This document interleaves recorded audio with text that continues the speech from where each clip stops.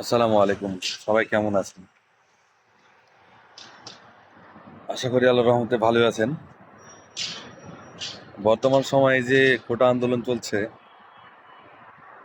স্বাভাবিক চলতে পারে বা যে কোনো বিষয় নিয়ে মানুষ আন্দোলন করতে পারে। একটি গণতান্ত্রিক রাষ্ট্রে এটি আমাদের অধিকার।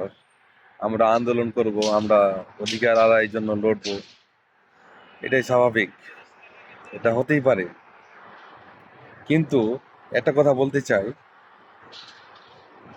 শুধুই কি কোটা আন্দোলন করে, কোটা বাতিল করে দেশটা ঠিক হয়ে যাবে? দেশে কি আর কোনো সমস্যা নাই বা ছিল না? স্বাধীনতার এই 52 বছর চলে গেছে, চিন্তা করে দেখেছেন কখনোই একটি সরকারি চাকরি, মানে যারা বিসিএস ক্যাডার হয় এটা তো মেধায় উত্তীর্ণ হওয়ার পরে হয়, কিন্তু একটিও সরকারি চাকরি কোনো ধরনের ঘুষ বা সুপারিশ ছাড়া হয়েছে?